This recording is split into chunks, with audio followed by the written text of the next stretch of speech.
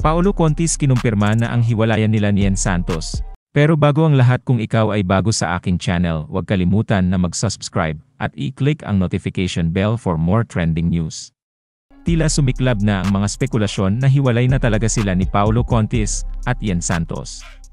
Ito ay matapos na ispatan ang kapuso aktor na si Paolo Contis na hindi fina-follow si Ian Santos sa Instagram sa gitna ng mga chismis tungkol sa kanilang paghihiwalay. Napansin din ng mga eagle-eyed social media users na ginawang pribado ng aktor ang kanyang Instagram page at in-unfollow ang lahat sa social media platform, kabilang si Ian. Nagsimula ang lahat sa Baguio as a friend at tiyak na alam ng maraming tao online ang kwento sa likod ng viral na pariralang ito. Galing ito kay Paolo Contis na ginamit ang pariralang ito habang ipinapaliwanag kung bakit kasama niya si Ian Santos sa Baguio ilang sandali matapos makumpirma ang paghihiwalay nila ni LJ Reyes. 2 taon matapos ang pahayag na ito, kinumpirma ng kapuso aktor na in relationship na sila, ngunit hindi ibinunyag kung gaano na sila katagal bilang magkasintahan. Kung maaalala, first time co-star sila sa 2021 film na A Faraway Land. Sa kanyang kumpirmasyon noong nakaraang taon, ipinaliwanag niya na magkaibigan lang sila nang pumunta sila sa Baguio. Nagkataon lang na ang pagpo-post ng kanilang Baguio photos ay pagkatapos ng interview ni LJ.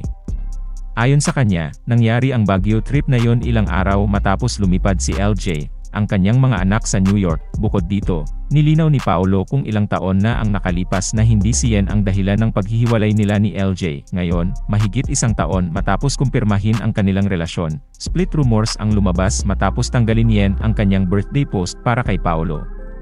In-unfollow din niya ang aktor na nagpasigla sa mga haka-haka. Noong nakaraang Mayo, tinanong si Paolo tungkol sa issue pero pinili niyang manahimik. Nasa punto na siya ng buhay niya na alam niyang wala siyang utang na paliwanag tungkol sa kanyang personal. Isa pa, hindi ito bahagi ng kanyang trabaho bilang isang artista. 1 buwan pagkatapos ng panayam na ito, nakita ng mga tao sa online na hindi na niya fina-follow si Ian sa Instagram. Nagbigay ito sa mga tao sa online ng higit na dahilan upang mag-isip tungkol sa kanilang relasyon. Sa kabila ng pag-unfollow sa aktres, nananatili pa rin hanggang sa post na ito ang mga post tungkol sa kanya na ibinahagi niya.